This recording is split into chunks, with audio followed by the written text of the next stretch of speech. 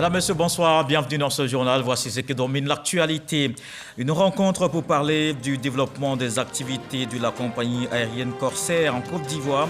Son président-directeur général reçu par le président Alassane Ouattara. L'entretien a porté sur l'augmentation des vols hebdomadaires, la modernisation de la flotte, le développement du fret et la contribution au développement du tourisme dans le pays. Hier vendredi, il s'est tenu le 8e dîner de gala de la Fondation Children of Africa. Les fonds mobilisés sont destinés à réaliser un centre d'accueil pour les femmes victimes de violences basées sur le genre et pour la reconstruction de la case des enfants. Le président de la République, Alassane Ouattara, aux côtés de la première dame pour cette soirée qui a rassemblé de hautes personnalités. Les autorités ivoiriennes continuent de doter le pays d'infrastructures routières. 5 communes de la région de Béké et 2 du Béré bénéficient de travaux de bitumage. C'est un investissement global de 50 milliards de francs CFA. L'État veut ainsi booster l'attractivité de ces localités avec des voiries neuves et propices à la mobilité. La 12e édition du marché des arts du spectacle prend fin ce soir. Le Massa est une belle opportunité pour de nombreux participants de faire de bonnes affaires. Des vendeurs de tout type d'articles exposent leurs produits sur le site et sont heureux de l'engouement autour de ce grand rendez-vous culturel. Un fonds à la disposition des opérateurs culturels de l'Afrique, des Caraïbes, du Pacifique. L'objectif de cette initiative de l'ACP-UE dans son volet culture est de les aider dans leur structuration et d'en faire de véritables entreprises culturelles. C'est un nouveau mécanisme de financement mis en place dans le cadre d'un programme pour créer une sorte de chaîne de valeur de la création à la production et la diffusion. Le responsable pour la zone Afrique de l'Ouest est l'invité de la page culture ce soir, M. Abou Kamaté. Bonsoir. Bonsoir, M. Koulibaly. Merci d'avoir répondu à notre invitation. Je rappelle que c'est une enveloppe globale d'environ 4,5 milliards de francs CFA pour 16 pays de l'Afrique de l'Ouest. C'est bien cela. Merci de me recevoir. D'accord. Alors, c'est une bonne nouvelle donc pour les créateurs. On vous retrouve dans 30 minutes pour en parler. Le président de la République, Alassane Ouattara, s'est entretenu avec le président directeur général de Corsair. Les échanges ont porté sur le développement des activités de cette compagnie aérienne en Côte d'Ivoire, notamment l'augmentation des vols hebdomadaires et le développement du tourisme. Viviane Aïmé. Présent à Abidjan dans le cadre du 8e dîner gala de la Fondation Children of Africa, le PDG de la compagnie aérienne Corsair a été reçu par le président de la République Alassane Ouattara ce samedi matin à sa résidence de la Riviera Golf. Vous savez que Corsair est aux côtés de la Côte d'Ivoire, travaille en osmose avec les autorités gouvernementales et aux côtés des Ivoiriens.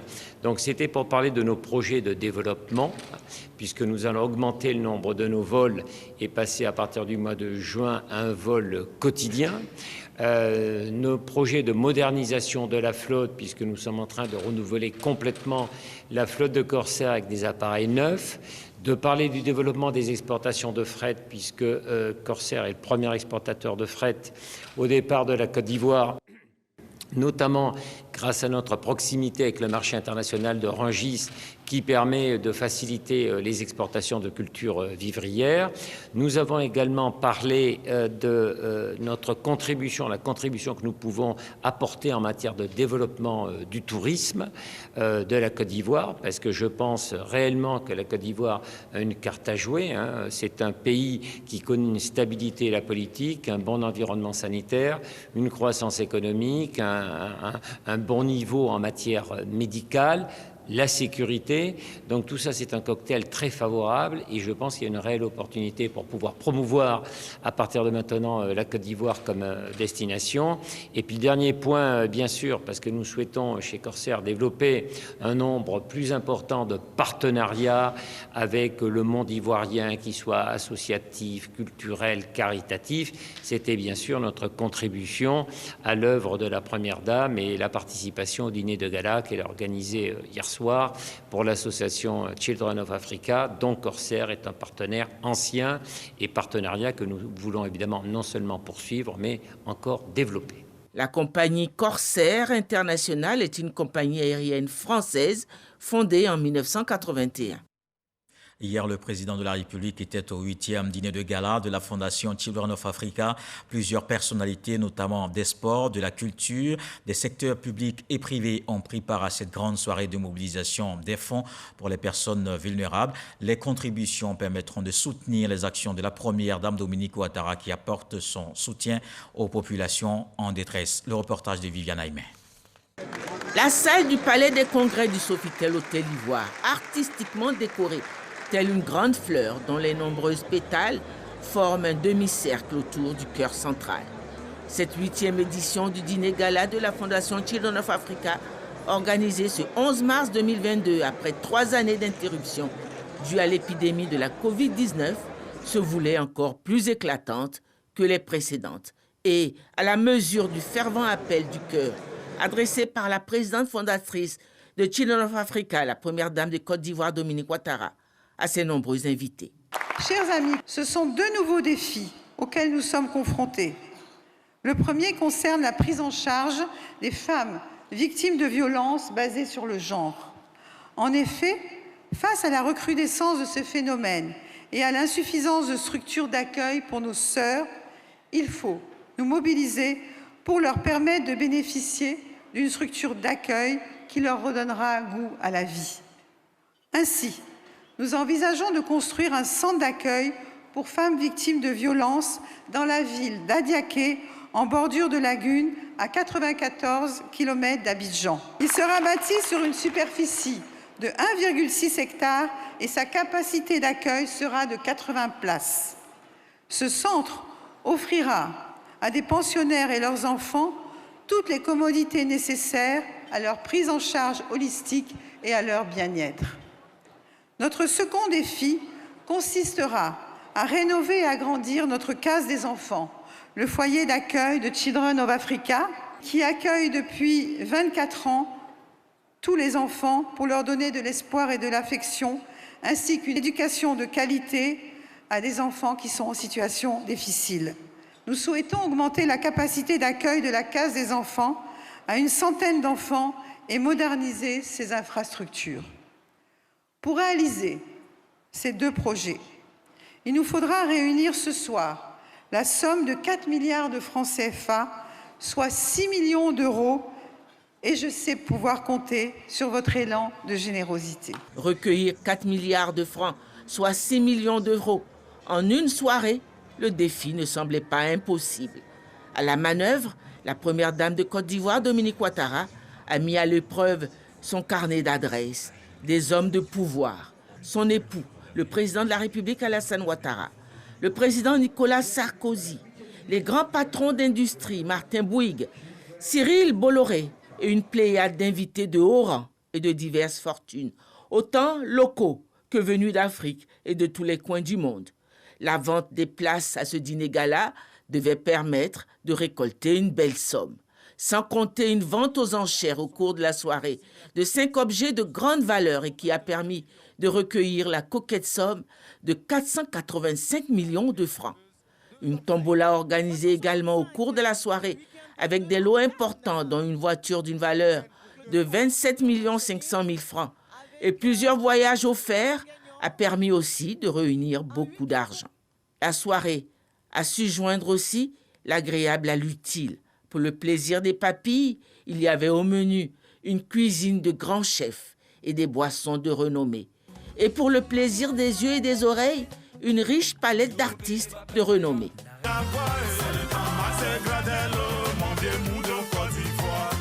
Paris gagnant une nouvelle fois pour la présidente fondatrice de Children of Africa et sa fondation. Et l'objectif de ce dîner de gala est connu, recueillir des ressources pour la réalisation d'un centre intégré afin de prendre en charge les femmes victimes de violences et la reconstruction de la case des enfants. Pour ce faire, la première dame peut compter avec le soutien de ces personnalités qui ont effectué le déplacement d'Abidjan. Je vous propose quelques réactions. Ça a été une soirée de solidarité, de convivialité.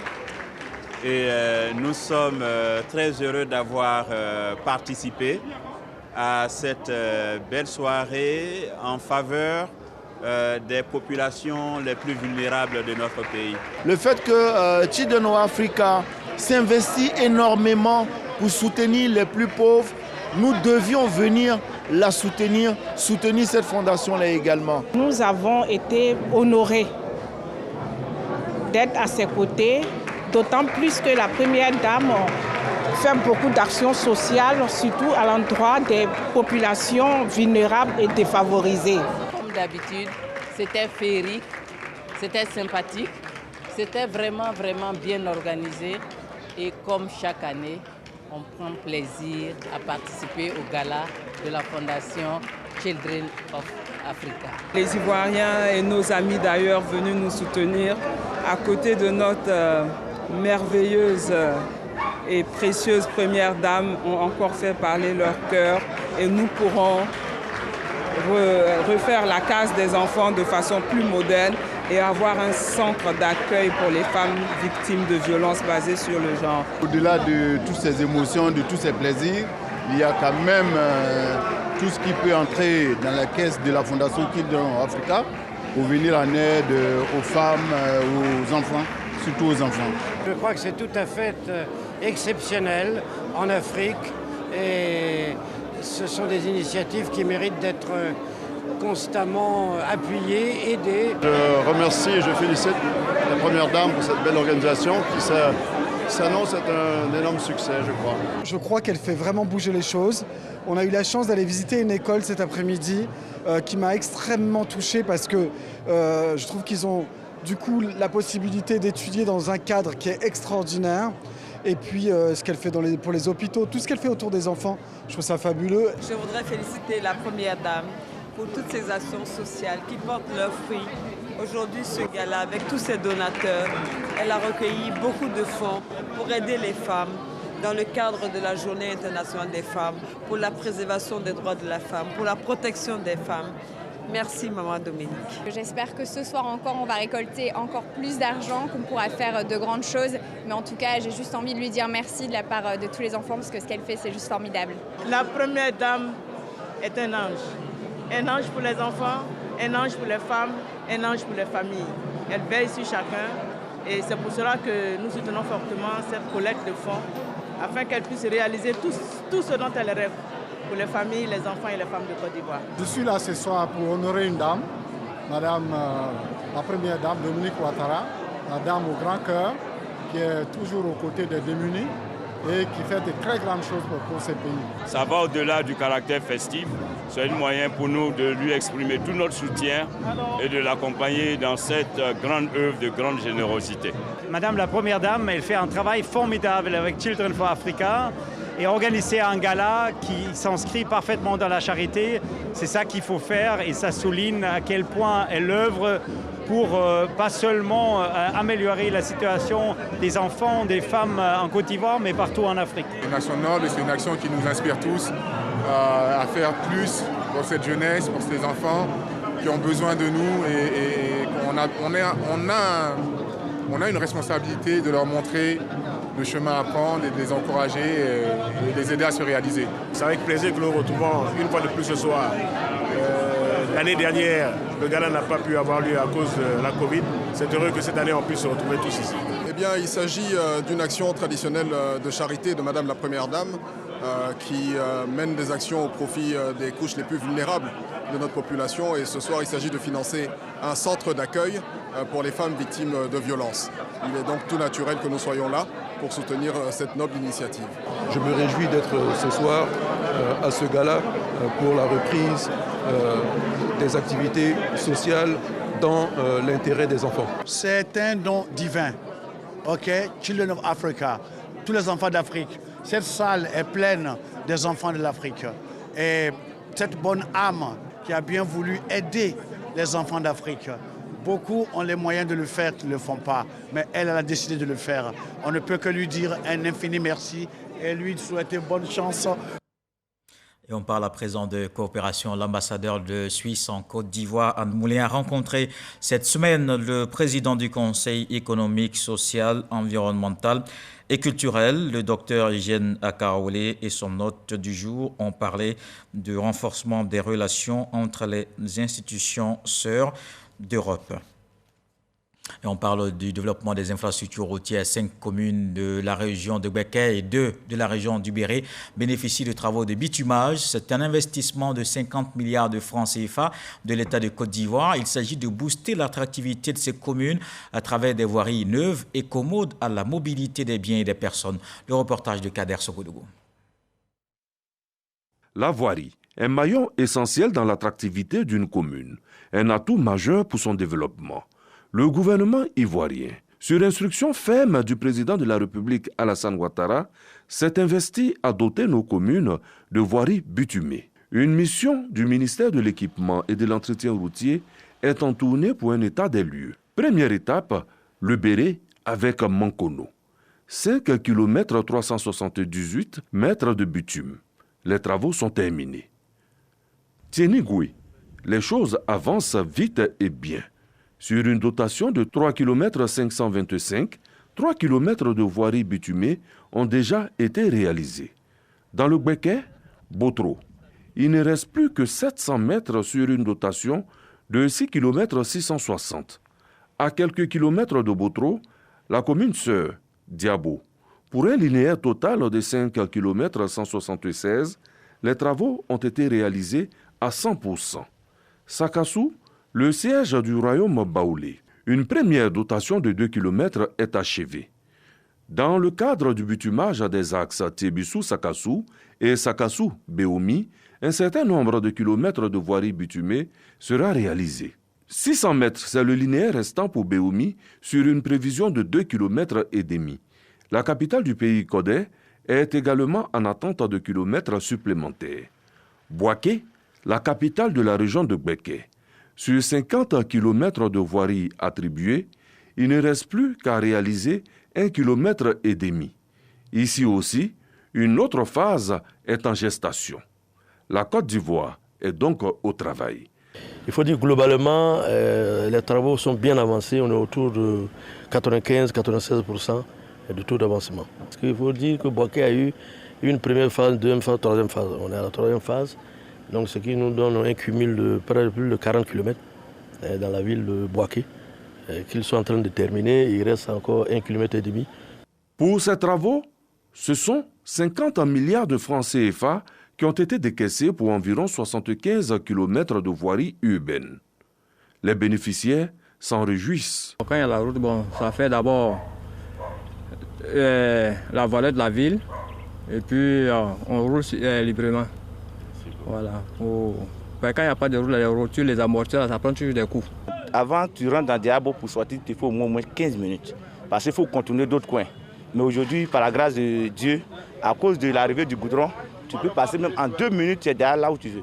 Grâce à monsieur le président de la République, on a eu ça. On lui dit grand merci. La région de Gbeke, encore lui remercie beaucoup. Il est bon de savoir que sur ces 7 communes, Diabo, Botro, Tieningoué et Béomi reçoivent pour la première fois du bitume pour leur voirie. Et les choses sont loin de s'arrêter. Voyons à présent cette initiative du ministère de l'Emploi et de la Protection sociale qui sensibilise les populations. Elles doivent adhérer aux différents produits afin de bénéficier d'un mieux-être avant et pendant la retraite. Après va voir donc la caravane dénommée la Ronde du Social s'est arrêtée dans la ville portuaire de San Pedro.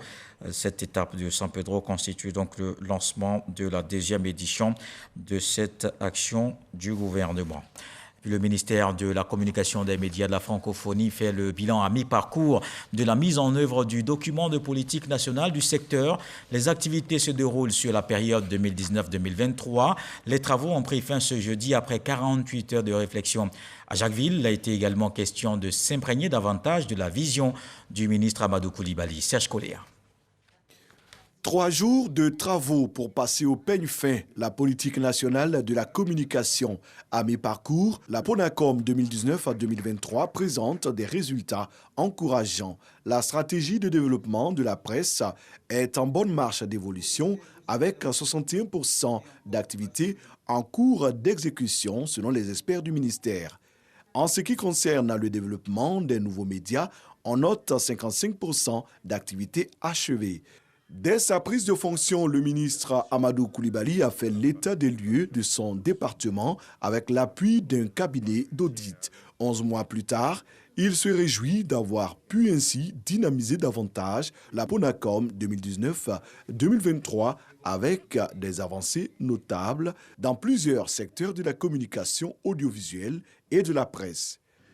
Depuis le basculement le 1er janvier 2020 de notre pays en mode gestion budget-programme, mon département a achevé plus d'un chantier qui, entre autres, grâce à vous, grâce à l'effort de chacun de vous, aura permis le passage de la RTI à la haute définition, le basculement effectif de la TNT, qui doit s'achever donc à la fin de ce mois, et à une meilleure régulation de la communication publicitaire, notamment par la digitalisation de tous les process du CSP. Le ministre a lancé à cette occasion les activités 2022 de son département. Les familles victimes de l'effondrement de l'immeuble à Cocody en Grès bénéficient de la compassion du gouvernement. La ministre de la Solidarité, Miss Belmondogo, leur a remis des chèques et des vivres pour les soutenir dans cette peine. La cérémonie de remise de dons s'est déroulée au sein de la mairie de Cocody. Elle a rassuré les familles encore étreintes par la douleur causée par ce drame du soutien total du gouvernement qui est déterminé à faire respecter les lois en vigueur. Rappelons que le dernier bilan fait état de 7 morts et 30 blessés. Éducation dans le nord du pays. L'UCO Visa, l'Union des sociétés coopératives du Vivrier des Savanes, soutient les cantines scolaires de la région de Poro. Cette organisation agricole féminine a offert gratuitement des vivres aux cantines, un geste qui vise à accompagner la politique de l'école obligatoire. Les autorités administratives, la famille éducative saluent ce don qui va permettre de nombreux écoliers d'achever l'année scolaire dans la étude. Soro Corona. Une étude du ministère de l'Éducation nationale de 2020 relève que le taux de rendement scolaire est passé de 62% en 2012 à 74% en 2015 dans les écoles disposant d'une cantine. En 2019, 19,5% d'abandon scolaire en milieu rural étaient liés au manque de cantines. L'enfant qui a un repas chaud à midi, il est assidu. Du lundi au vendredi, il est présent. Aussi, puisqu'il a mangé, il ne court pas après les parents pour aller chercher à manger. Il est régulier et puis les résultats s'en font sentir. Le fonctionnement de ces cantines se heurte souvent au manque de vivres. L'UCOVISA, Union des sociétés coopératives de vivriers des Savanes, apporte son soutien aux cantines scolaires de la région du Poro. Cette organisation agricole féminine a donc fait don de vivres, des vivres composés de riz et d'ingrédients. Un geste pour accompagner la politique de l'école obligatoire en vigueur depuis 2012. Nous avons choisi aider l'école pour relever un défi dans le milieu scolaire parce que les parents n'acceptaient pas de scolariser la petite fille. Nous avons décidé d'accompagner l'État en nourrissant nos enfants dans les différentes cantines. Les autorités administratives et les acteurs de l'école saluent cette action de l'UCOVISA. Des enfants ont abandonné l'école, non pas parce qu'ils ne sont pas intelligents, simplement parce qu'ils avaient faim. Depuis que l'on a instauré des cantines, on s'est rendu compte que le taux de scolarisation a été boosté dans nos différents villages. Je voudrais vraiment vous féliciter pour ce don. Il faut que ces organisations puissent être un peu partout avec toutes nos mamans, nos femmes, pour qu'on puisse produire, nourrir nos enfants de l'école, voir la population ivoirienne avec les produits locaux, produits chez nous. Cette remise des vivres aux cantines scolaires est à sa première édition. L'Union des sociétés coopératives du Vivrier des Savanes compte 240 coopératives pour 18 000 membres. On ouvre à présent la page consacrée à la culture comme tous les samedis soirs dans le 20h.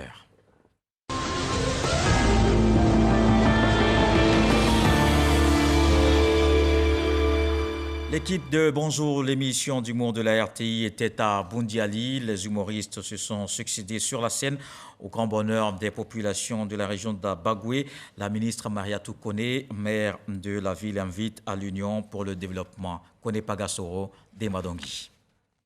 Le stade de Bundiali en pleine ébullition. Cette équipe de production et humoristes de Bonjour de la RTI sont présents dans la capitale de l'Abagoué. Des humoristes sur le podium qui ont réussi à arracher le sourire au public. Celui qui vient, un vénère. Comment on appelle petit de maison? Maison d'eau. Petit de cabri. Cabricère. Voilà.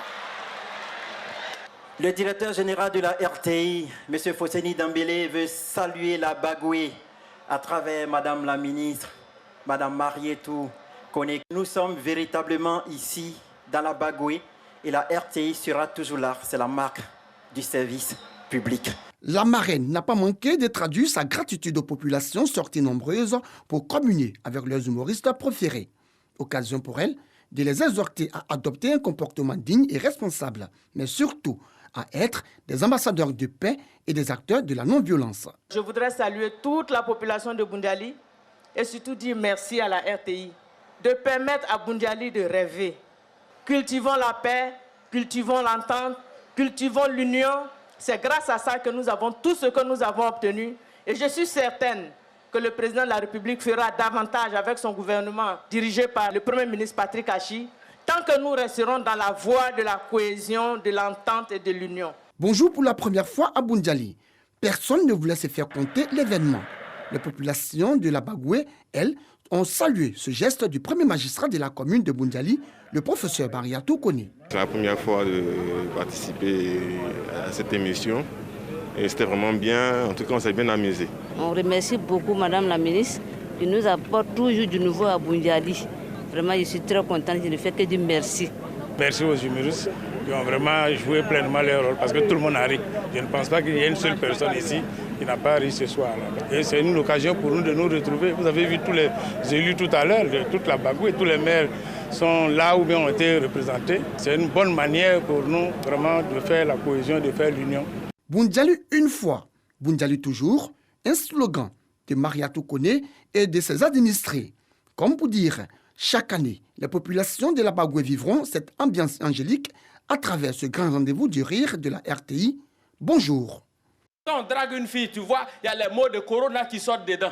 La température modérée et favorable qui s'affiche à l'écran de ton thermomètre pathologique me rassure et me pousse à casser les mesures barrières de mon cœur pour m'engager dans une aventure émotionnelle et romantique avec toi. L'actualité culturelle est marquée par le Massa 2022.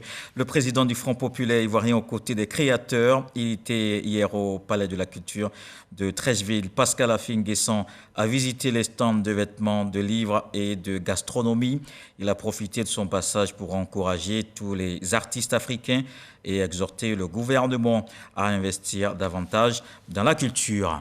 Et la 12e édition du marché des arts du spectacle d'Abidjan prend fin ce soir. Le Massa est une belle opportunité pour de nombreux participants de faire de bonnes affaires.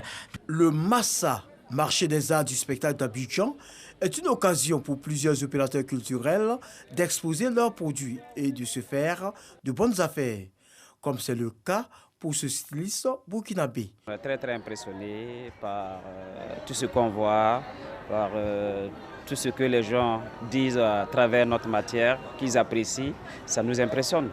Nous travaillons sur la matière première locale du Burkina, surtout l'Afrique. On parle du pain tissé, 100%, c'est une mode éthique. Voilà, 100% coton bio du Burkina Faso. Le Massa cette année, ça a été très impeccable. Il y a beaucoup de gens qui viennent visiter. La littérature est également présente au nombre des stands. L'écrivaine Anzata Ouattara profite de l'instant pour vendre et dédicacer ses ouvrages à ses acheteurs. Les gens s'intéressent à la littérature. Depuis le premier jour, ça se passe vraiment bien. On a beaucoup de visiteurs. Et bon, c'est l'occasion aussi pour nous de discuter avec nos lecteurs qui n'ont pas toujours l'habitude de nous côtoyer. Donc il y a un échange assez franc. La littérature ne pouvait pas ne pas être présente au Massa. Et donc la littérature est là, je dirais, dans toute sa diversité.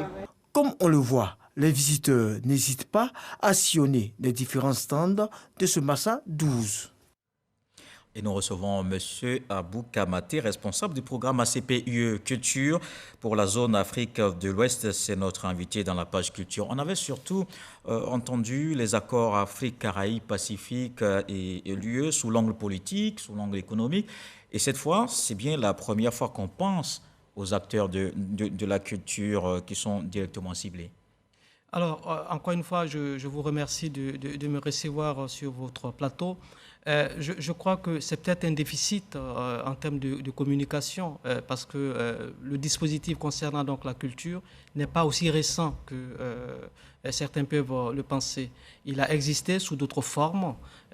Voilà, depuis plusieurs années, les ACP et l'Union européenne font le maximum pour soutenir le secteur créatif en Afrique. D'accord, cette fois, il s'agit plutôt d'un fonds qui est mis en place. Est-ce qu'on peut dire que dans cette phase justement de sensibilisation des acteurs culturels, ce qui d'ailleurs justifie votre présence au Massa, vous avez rencontré plusieurs acteurs, est-ce qu'on sent vraiment l'engouement autour de ce projet ? Oui, nous sentons un réel engouement. En fait, en choisissant le Massa, nous avons souhaité être présents sur un événement de renommée internationale, sur un événement vraiment établi donc, dans l'agenda culturel africain. Et nous savions qu'en venant à Abidjan, nous aurions la possibilité de rencontrer les opérateurs culturels ivoiriens, africains en général, et même au-delà, puisque le Massa invite donc au-delà donc, du continent africain. Vous demandez s'il y a un engouement. Oui, il y a un réel engouement, puisque cette réunion régionale qui s'est donc tenue le 9 a enregistré beaucoup de présence. Et surtout, une présence qui est restée pendant des heures à discuter avec cette délégation qui est venue de Bruxelles et de Paris, et aussi de Bamako. Peut-être qu'on aura l'occasion d'expliquer pourquoi Évidemment, Bamako. Oui. Tout à l'heure. Alors, on va d'abord suivre ce commentaire de Issa Tiodan Ayo sur cette politique de soutien aux artistes, notamment en Afrique de l'Ouest, et on se retrouve. La coopération culturelle entre les pays du Nord et ceux du Sud se porte bien. Pour la simple raison qu'à travers le programme UE ACP Culture, la structuration et la professionnalisation du secteur de la culture en Afrique est plus que d'actualité. Une enveloppe de 17 milliards de francs CFA est dégagée pour soutenir la création et les industries culturelles sur le continent. Dans cette enveloppe, 4 milliards de francs CFA sont mobilisés pour l'Afrique de l'Ouest pour aider les promoteurs culturels. 2 fonds existent pour permettre aux opérateurs culturels d'être de vrais entrepreneurs. Le premier, le fonds de structuration, est destiné à soutenir les industries créatives. Il est d'un montant de 150 000 €, soit environ 100 millions de francs CFA par promoteur culturel pour une durée de 3 ans. Après un appel à candidature, 15 entreprises culturelles de la région bénéficient de ce fonds. Le second est le fonds de la valorisation de projets financés à hauteur de 25 000 €, soit environ 17 millions de francs CFA sur 1 an par promoteur. Un premier appel à candidature a permis de retenir 27 projets.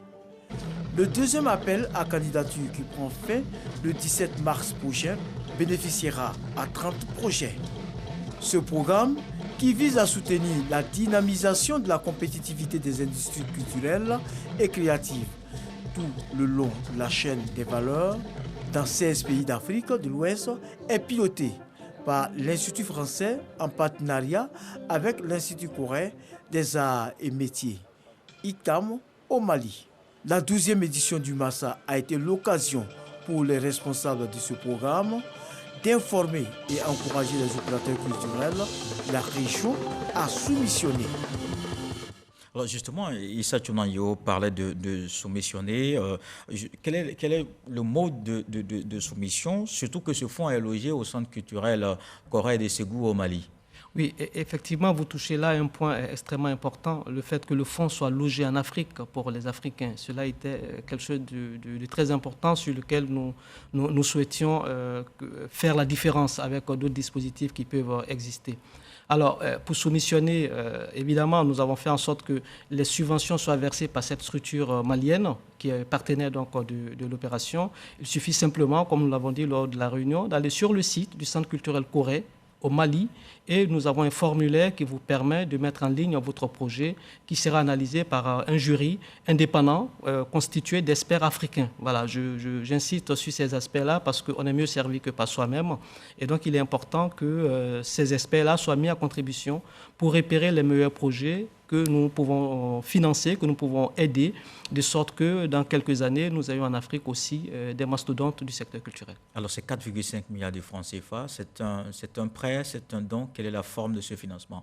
C'est un don, c'est une subvention que nous apportons. Non remboursable. Non remboursable, mais remboursable néanmoins d'une certaine façon, parce que nous souhaitons que ces projets-là que nous allons soutenir soient des projets capables de contribuer au développement de nos pays, soit des projets qui puissent créer des emplois, soit des projets qui puissent créer de la valeur et de la richesse. Donc le remboursement que nous demandons aux opérateurs que nous finançons, c'est de faire en sorte que les projets aboutissent et qu'il y ait un résultat positif au final. Alors justement, ça pose là la question de l'accompagnement, surtout au niveau de la structuration, qui est le premier axe de ce projet.